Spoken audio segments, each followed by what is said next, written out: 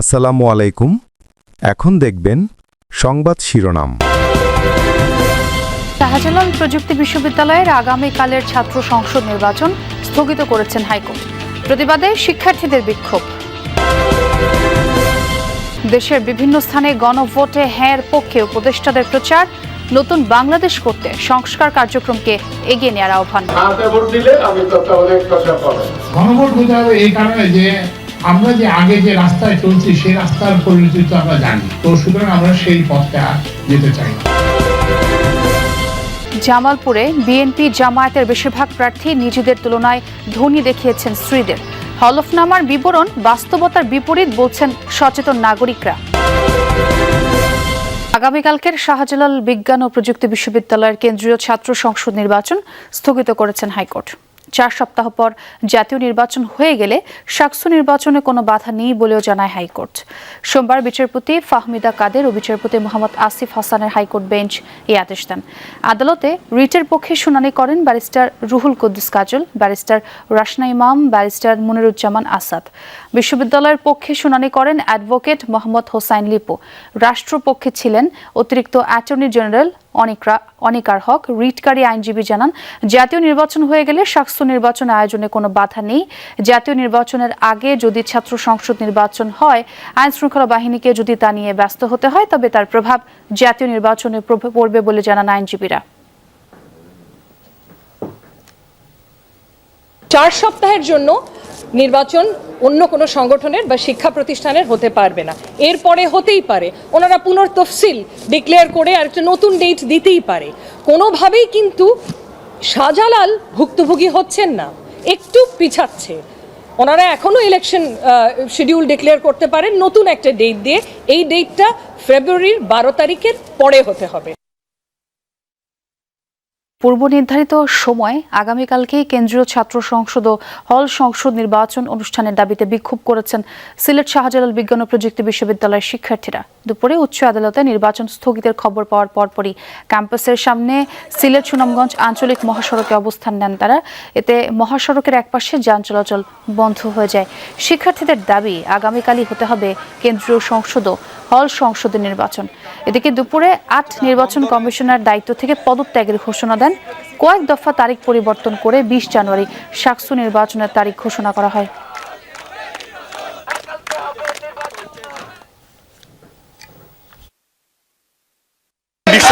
আমাদের সাকসুটা হওয়ার কথা ছিল, কিন্তু রিড করার পরে আমরা যে বন্ধ স্থগিত করা হয়েছে, আমরা এটা কোনোভাবে মানতেছি না। এটার আমরা তীব্র প্রতিবাদ জানাচ্ছি।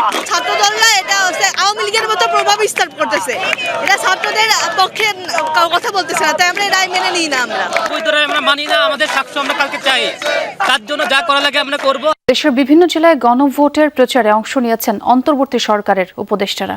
এ সময় তারা গণভোটে হ্যাঁর পক্ষে থাকতে সবার প্রতি আহ্বান জানান। বলেন, জনগণের আকাঙ্ক্ষা অনুযায়ী নতুন বাংলাদেশ করে তুলতে হলে সংস্কার কার্যক্রমকে এগিয়ে নিতে হবে। এজন্য গণভোটে হ্যাঁর বিজয় জরুরি। গণভোট নিয়ে সচেতনতা বৃদ্ধির লক্ষ্যে বগুড়ায় বিভিন্ন শ্রেণী পেশার মানুষের সাথে মতবিনিময় সভার আয়োজন করে জেলা প্রশাসন। এতে অংশ নেন আইন উপদেষ্টা ডক্টর আসিফ নজরুল।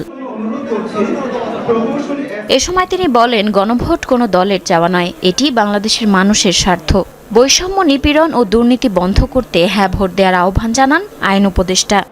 যদি চান শেখ হাসিনার আমলের মতোই বাংলাদেশে দুর্নীতি চলুক, বৈষম্য চলুক, সরকারি দল একচ্ছত্রভাবে সকল ক্ষমতা ভোগ করুক, এই সমস্ত অন্যায় অবিচারের যদি আপনি পক্ষে থাকেন, তাহলে আপনি না ভোট দিবেন।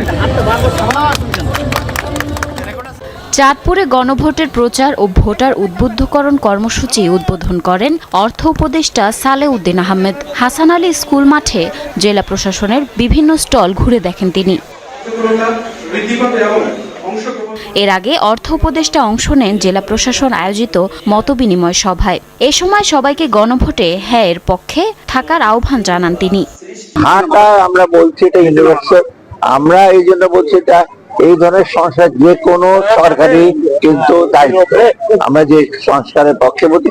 নির্বাচন ও গণভোট নিয়ে জয়পুরহাটে বিভিন্ন সরকারি দপ্তরের কর্মকর্তাদের সাথে মতবিনিময় করেন মুক্তিযুদ্ধ বিষয়ক উপদেষ্টা ফারুকী আজম। এ সময় তিনি বলেন, জুলাই অভ্যুত্থানে গণহত্যার বিচার, রাষ্ট্র সংস্কার সহ 3টি ম্যান্ডেট নিয়ে গণভোট। সে কারণে সবাইকে হ্যাঁ ভোটের পক্ষে প্রচারের আহ্বান জানান। যে দলের জনসমর্থন বেশি সেই দল নির্বাচিত হবে। এই রকমের যদি তত্ত্বাবধায়ক সরকারের মাধ্যমে সবকটা নির্বাচন হোক, এটা যদি আপনি আশা করেন তাহলে আপনাকে হাতে ভোট দিতে হবে। টাঙ্গাইল পৌর উদ্যানে ভোটের গাড়ির প্রচার কার্যক্রম উদ্বোধন করেন বিদ্যুৎ উপদেষ্টা ফাউজুল কবির খান। তিনি বলেন, গণভোট রাষ্ট্রের নতুন পথরেখা নির্মাণের সুযোগ। হ্যাঁ ভোট দিলে আপনি একটা নতুন বাংলাদেশ পাবেন। হ্যাঁ ভোট দিলে আপনি একটা গুম খুন মুক্ত বাংলাদেশ পাবেন। হবিগঞ্জে গণভোটের প্রচার ও ভোটার উদ্বুদ্ধকরণের লক্ষ্যে আয়োজিত ইমাম সম্মেলনে অংশ নেন ধর্ম উপদেষ্টা ডক্টর আফম খালিদ হোসেন। তিনি বলেন, গণভোটের মাধ্যমে দেশে ফ্যাসিস্ট তৈরির পথ বন্ধ হবে।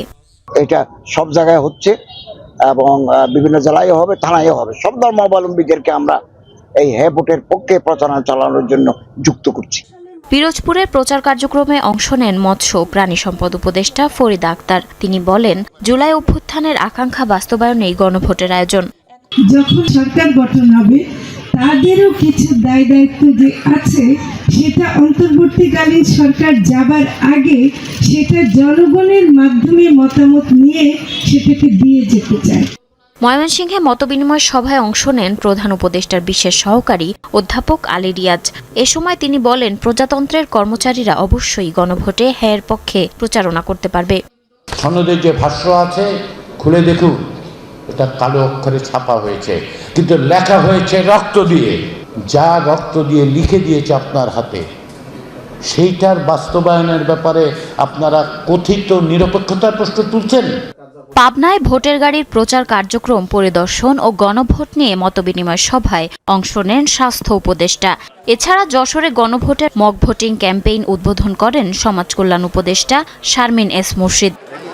জামালপুরে ভোটের মাঠে ধনী প্রার্থী ছড়াছড়ি। বিএনপি ও জামায়াতের অধিকাংশ প্রার্থী নিজের তুলনায় স্ত্রীদের বেশি ধনী দেখিয়েছেন।